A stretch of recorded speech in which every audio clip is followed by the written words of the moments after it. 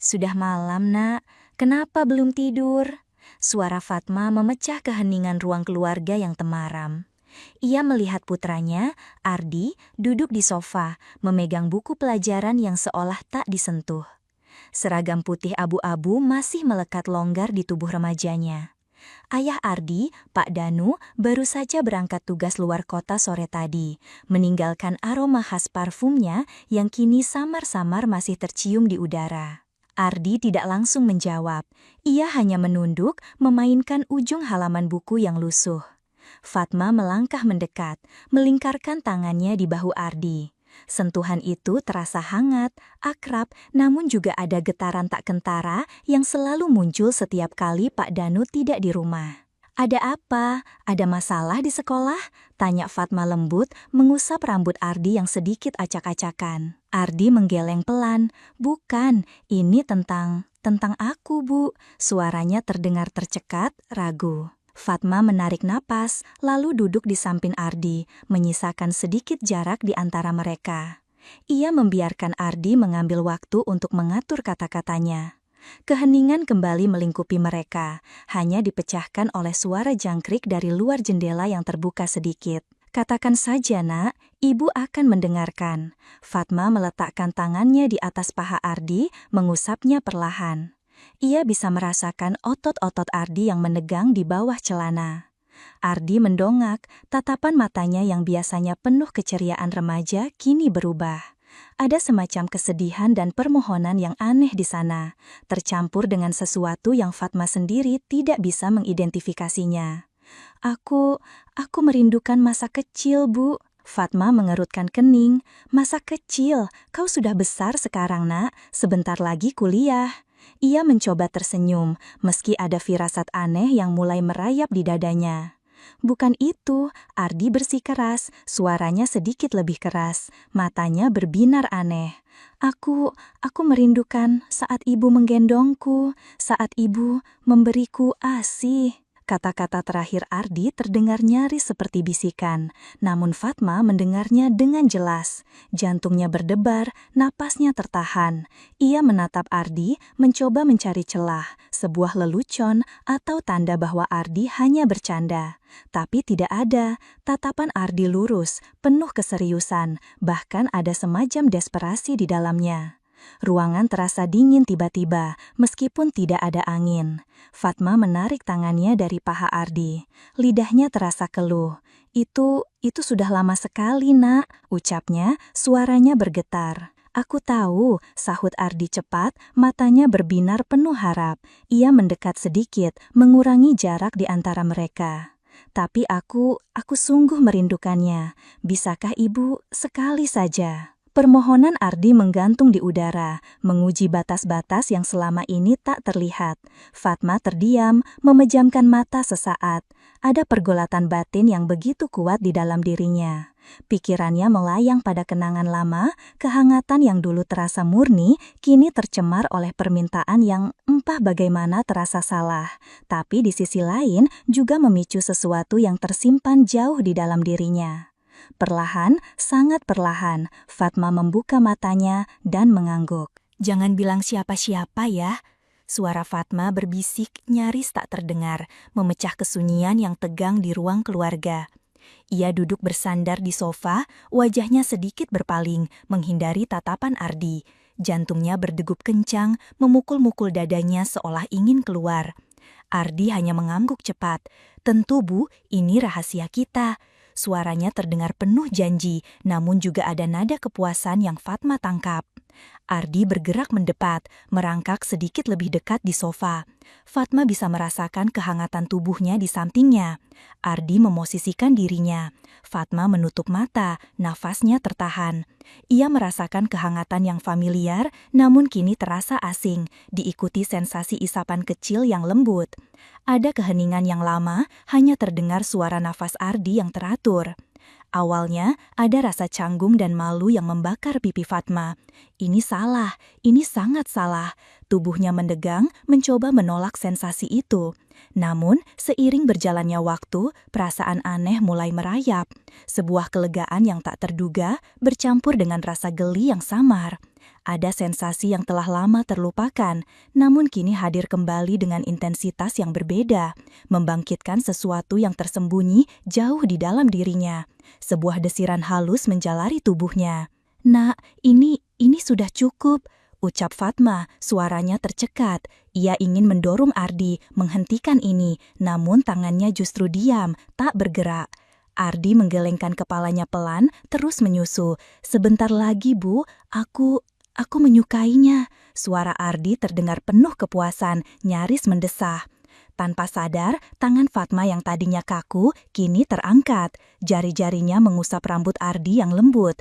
Sentuhan itu meluncur ke bawah, membelai leher jenjang putranya, lalu turun ke punggungnya yang bidang. Setiap sentuhan terasa seperti bara api kecil, memicu sensasi yang semakin kuat di dalam diri Fatma. Ada kehangatan aneh yang menyelimuti mereka, sebuah kehangatan yang terasa begitu berbahaya, namun di saat yang sama begitu memabukkan. Fatma memejamkan mata lebih erat, mencoba menahan gejolak yang mulai timbul. Desiran itu semakin terasa, memenuhi dirinya. Ia tidak tahu apakah itu rasa jijik, rasa takut, atau justru sesuatu yang lain yang tak berani ia akui. 4 tahun berlalu. Ardi kini sudah 20 tahun, seorang mahasiswa yang tumbuh tinggi dan tegap. Malam itu, di dapur yang hanya diterangi lampu gantung, suasana terasa berbeda. Ada antisipasi yang menguar di udara. Fatma tahu mengapa. Pak Danu baru saja berangkat keluar kota lagi, kali ini untuk seminar yang akan memakan waktu 4 hari. Ardi menyandarkan tubuhnya di kusen pintu dapur, mengamati Fatma yang sedang menyiapkan makan malam. "Ayah pergi 3 hari, katanya, suaranya tenang, namun ada getar tersirat di dalamnya. Fatma mengaduk kopi di cangkirnya, tangannya sedikit bergetar. "Iya," jawabnya singkat, menghindari tatapan Ardi. Ia bisa merasakan tatapan Ardi yang lekat, membakar kulitnya. Ardi melangkah mendekat, perlahan. Aroma sabun mandinya yang maskulin kini begitu kuat bercampur dengan wangi kopi yang baru diseduh. Ia membungkuk sedikit, berbisik di telinga Fatma. "Berarti kita bisa?" Jantung Fatma berdebar kencang. Ia menatap Ardi. Ada keraguan yang melintas di benaknya, rasa bersalah yang menusuk, namun di saat yang sama, gairah yang tersembunyi jauh di lubuk hatinya mulai bergejolak. Tatapan Ardi penuh hasrat, tak ada lagi permohonan canggung seperti dulu.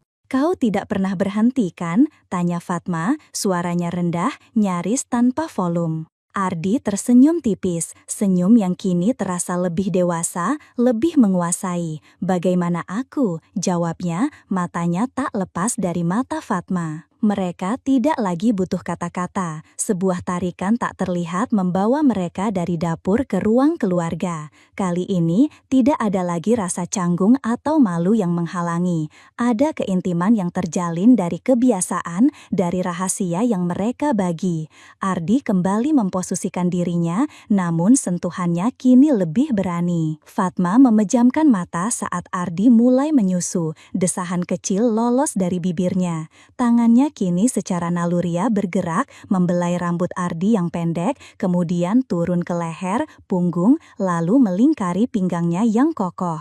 Setiap sentuhan memicu desiran yang lebih kuat di dalam diri Fatma, membangunkan hasrat yang selama ini ia coba kubur dalam-dalam. "Oh nak, kau sudah dewasa sekarang," bisik Fatma, napasnya memburu. Suaranya tercekat oleh sensasi yang menjalar di tubuhnya. Tangan Fatma tanpa sadar kini menyentuh area pribadi Ardi, menggerakkan jari-jarinya perlahan. Ia bisa merasakan respons Ardi, sebuah desahan panjang yang dalam.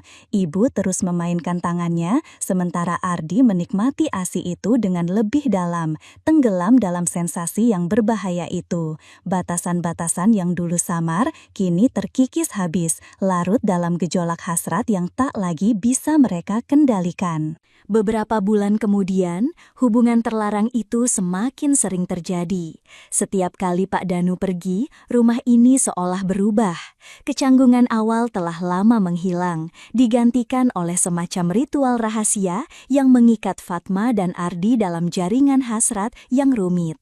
Malam itu, telepon Fatma berdering. Ayah Ardi, Pak Danu, mengabarkan akan terlambat pulang sehari dari rencana semula. Sebuah kecelakaan kecil di proyek katanya. Fatma menutup telepon, menatap Ardi yang duduk di sofa di seberangnya, pura-pura membaca buku.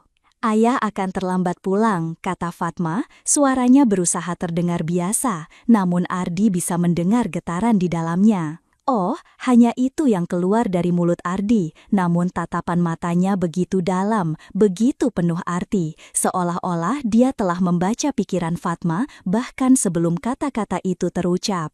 Tanpa perlu bicara lebih jauh, mereka saling mendekat. Langkah Ardi terasa lambat, disengaja. Fatma berdiri mematung, dadanya bergemuruh. Kali ini, inisiatif datang dari kedua belah pihak, sebuah tarikan tak kasat mata yang tak bisa dihindari. Sentuhan-sentuhan mereka lebih berani, bisikan-bisikan yang meluncur dari bibir mereka lebih lugas, penuh gairah yang tak terbantahkan. Aku menginginkanmu, Bu, Ardi berbisik, suaranya serak, matanya tak lepas dari Fatma. Fatma mendesah, tangannya terangkat membelai wajah Ardi. Aku tahu, Nak. Aku juga. Pengakuan itu lolos begitu saja, tanpa filter, tanpa perlawanan. Ardi mendekatkan wajahnya, mencium bibir Fatma dengan ciuman yang dalam, menuntut. Hasrat yang selama ini terpendam, yang bersembunyi di balik tabir rahasia, kini meledak, tak tertahankan. Ada desahan, erangan, dan suara napas yang memburu memenuhi ruangan yang sunyi. Fatma merasakan tubuhnya merespons dengan cara yang memalukan namun juga memabukkan. Ia membalas setiap sentuhan Ardi, setiap ciuman.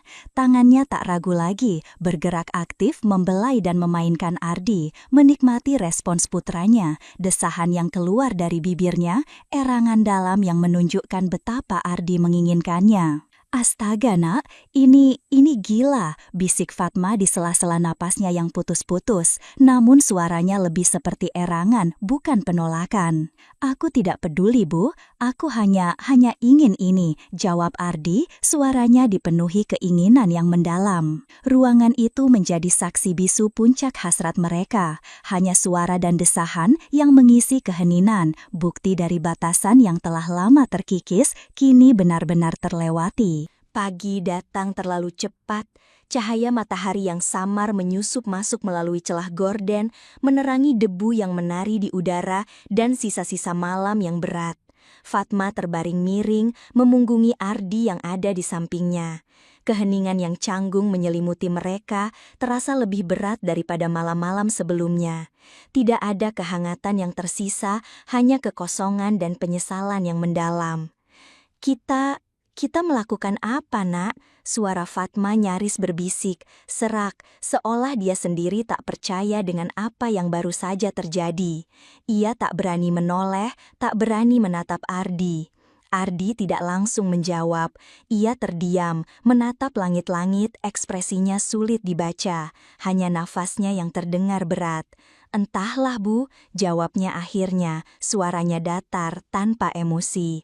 Fatma perlahan bangkit, setiap gerakan terasa berat, seolah tubuhnya terbebani oleh dosa yang baru saja mereka lakukan.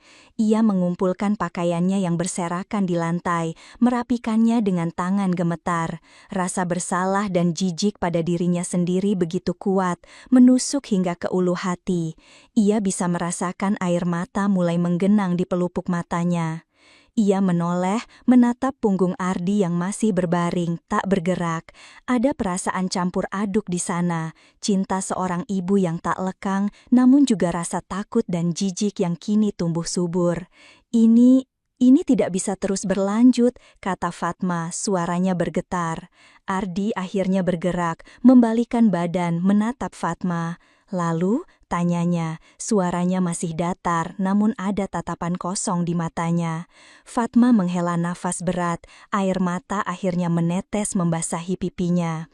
Aku tidak tahu. Ia meraih kenop pintu, tangannya gemetar.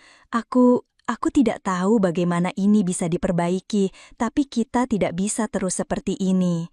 Pintu kamar tertutup dengan suara pelan, meninggalkan Ardi sendirian di dalam keheningan yang mencekam. Hanya Ardi yang tersisa, terdiam, terpaku, dalam ruang yang kini terasa dingin dan penuh dengan bayang-bayang.